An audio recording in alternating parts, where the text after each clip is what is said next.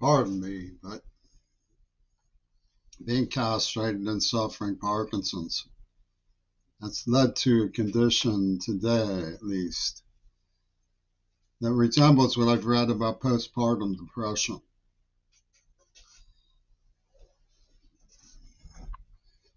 And the ghoulish way that the UN interfaces with my computer reminds me that there's issues that beggar resolution. Among the sandbaggers, we find Norm Finkelstein. He will never address Gail Burstyn, neither will Chomsky. Chomsky was advised of Gail Burstyn decades ago, so he must have known all along. And Finkelstein is aware that when angling to torture somebody, then setting up an absurdist idea of a razor's edge interrogation. The interpretation that you put on the torture as a person's spiritual phenomenon is the overthrow gig. It's the narrative that they're after.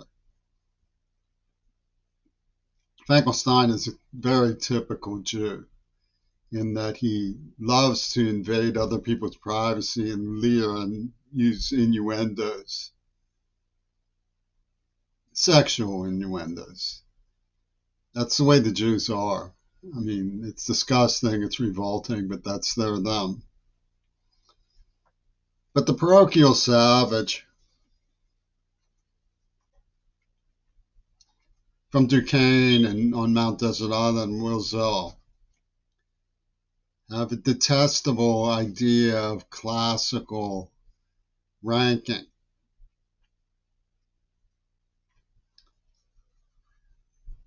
So they see selection processes everywhere. And for them, exclusion has predicates that are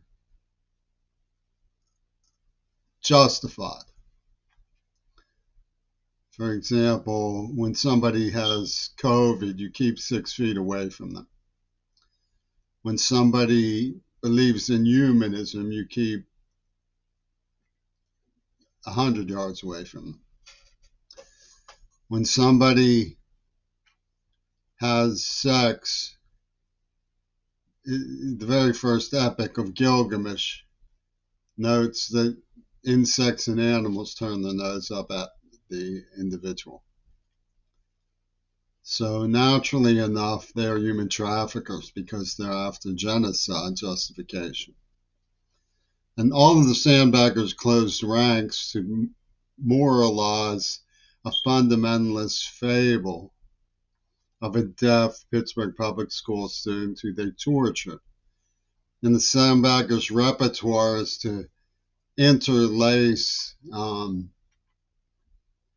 touchy blood hazing, Cornel West followers pooping on the floors of the soup kitchen, calling it biological linkage, sound mental health poisoning me in the mouth, and calling it building momentum for Nosferatu's plan to invade Gaza, and Attenborough promoting Greta Thunberg as little girl, and justifying Mount Desert Island's therapy because Brian Eno didn't want people bringing flutes to his human contact concert.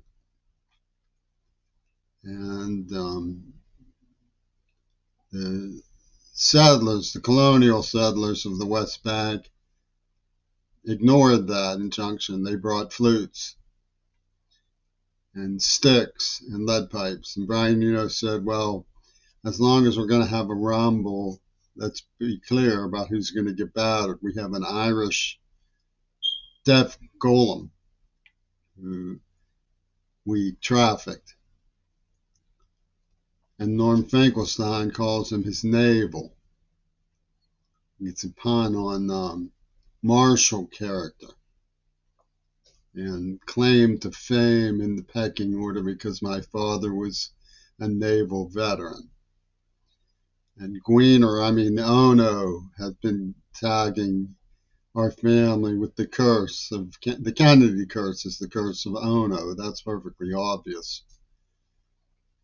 And all of the evidence corroborates that. Revolution number 9 came out November 22nd, 1963. You must not be familiar with what they sing on that record if you think the white is Japanese mourning.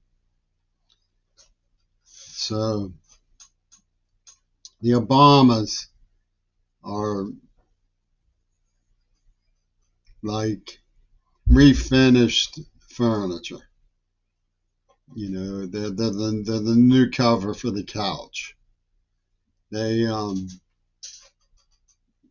believed in the voodoo of the sacred Japanese Hans swastika, sacred African symbol of the ancestors. And they believed Robin Lipscomb had the recipe for change in threatening and mutilating and giving Parkinson's and torturing a white voodoo object signifying the white behind Hiroshima, who tried to prevail over Geronimo. But as we know from the ceasefire with Lebanon, Geronimo calls from the tomb of victory. The settler will never overcome the karma of the indigenous Japanese who liberated Nanking. And we know that this from the street scholarship of UW Dialectical. In the Spinner Beanie Fabulous of Swami Nostra, Sound Mental Health Seattle, where an old man dying means a young man must die. So this, they announce, is axiomatic and requires no explanation. Brian Eno is a sacred, transcendental she-male who knows all, and his uterus floated. And lo, the floating uterus of Eno is captain of revelations. And this is what they operate on, the principles that they have replaced public education with. And if you doubt that, look at what Seattle Community College said about my right to go to college. They said that I was a troublemaker and could only fail because of paranoid schizophrenia. And when the circumstances I had warned them about came to fruition and a young woman was murdered, they arrested me for getting angry. So we know that public education has still fulfillment of the Spinner Beanie Corporation of UW Dialectical. I had to escape them, and in circumstances of penury, make my way out to another state to attend community college, where I got straight A's, graduated, a feat I duplicated when I came back west to Tacoma. I'm in Phi Theta Kappa at Tacoma Community College. But none of that makes any difference. The persistence of the UN's mind game that goes on. And the reason they say is because the climate is warming up. And we know that the devil is behind the climate warming up, not the oil companies. So that's part one.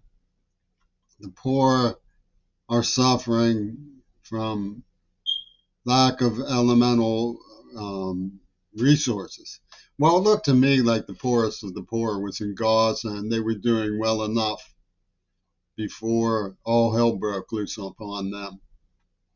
But be that as it may, the only way to change things is for the dominant argument to prevail. So Roger Waters sat down with his little crowd, his little council of diabolicists for the Paris Olympics and said, what will they want to hear coming through media? Because media, they throw the switch and media goes dark. So they can put anything on the screen,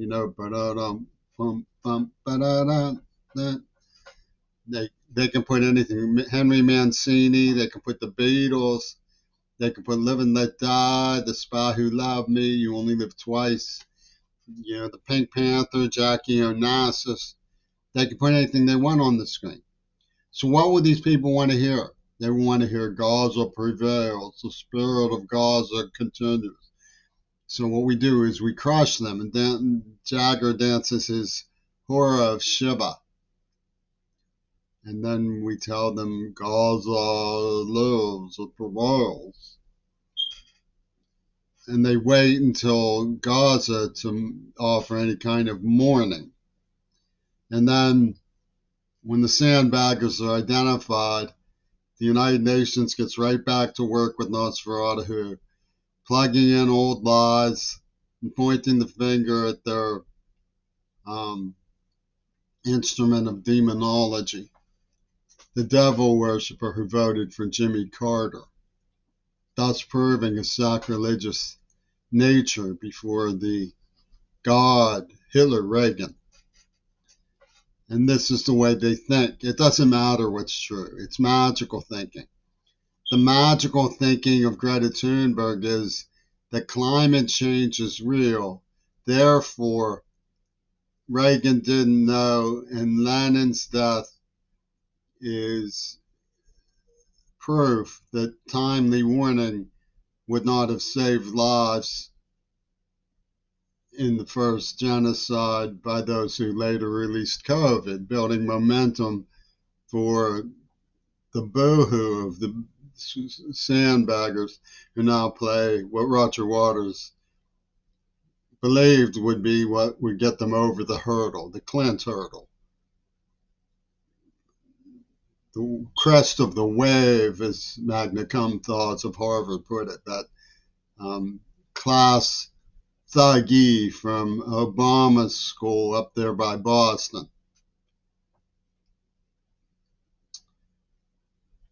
The crest of the wave. They get over the crest of the wave by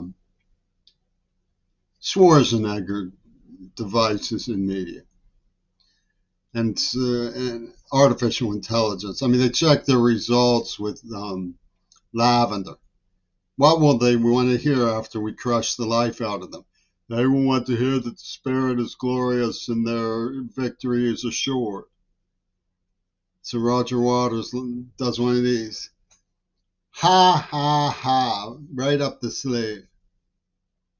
And he says, okay, so dispatch Abby Martin, dispatch Matt Kennard, dispatch Hala, dispatch the sandbaggers. And Zell says, well, I just happen to have a Pakistani virtue symbol right here in my Mellon accountant calling machine. And so why don't we put that up while the UN interfaces with the porno junkie in Section 8 to prove that Finkelstein's leering about his navel is top sacredly rabbinical of the Torah of Green Party progressives.